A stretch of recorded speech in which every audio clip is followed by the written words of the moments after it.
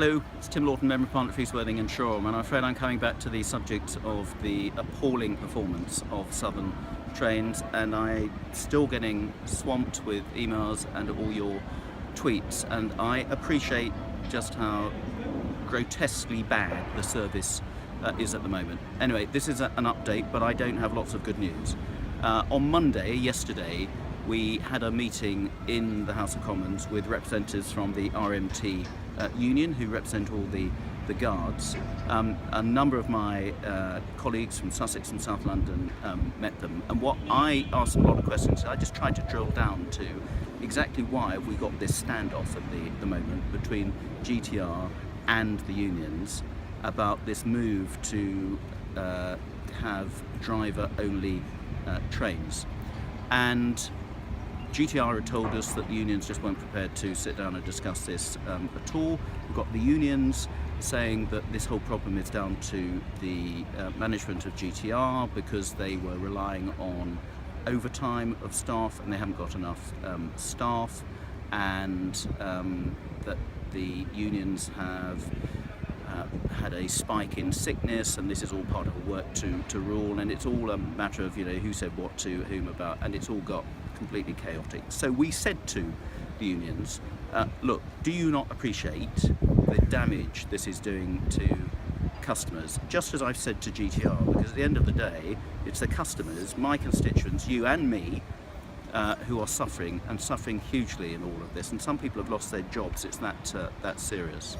And we just got a whole load of waffle back about, oh, we don't think it's in the best interests of safety, and that the management have been playing all these silly games, everything like that. And we just said, look, can you not please just sit down and come up with some way of going forward on this, that we can see some sort of resolution. The union case is that they think there is a safety issue about having driver-only trains. What the GTR are proposing is that the rest of their trains, at the moment something like 40% of their trains are already driver-only. We've had driver-only trains in this country and in this area since the 1980s, and the safety issue is not a problem, and indeed there's been studies to show that there's not a safety issue.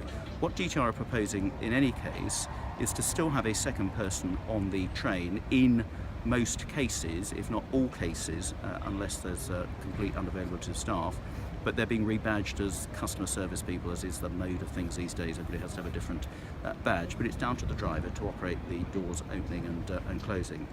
So at the moment it seems that the RMT unions just will not budge on talking about the possibility of moving over to driver-only trains. Could they do it over a longer timetable? Could they do a bit more piloting or whatever? These are all things that we suggested them desperately to try and find a way through this logjam. And I came out from that meeting thinking, well, there doesn't seem to be any sense of urgency on either side to get this sorted.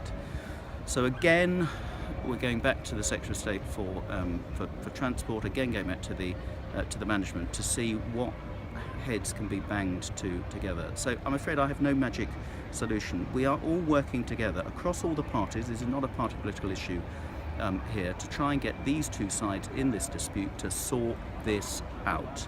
So I will continue to post things. Please don't think we're not doing anything about it. Please don't think we think it's not a major issue. It is the most important local issue affecting all of my constituents, and we will continue to try and get some sort of resolution in all of this.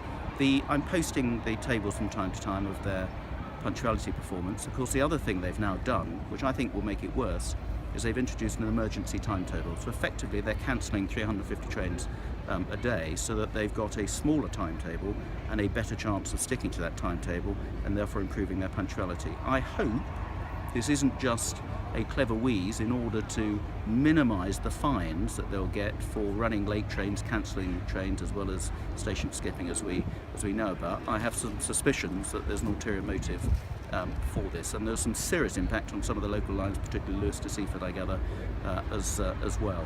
So we're on the case with that as well. This is really frustrating for all of us. I've just applied for another debate in Parliament to air all these issues and to put the Minister on the spot, because I think she needs to take this a little more seriously than appears to be happening as well.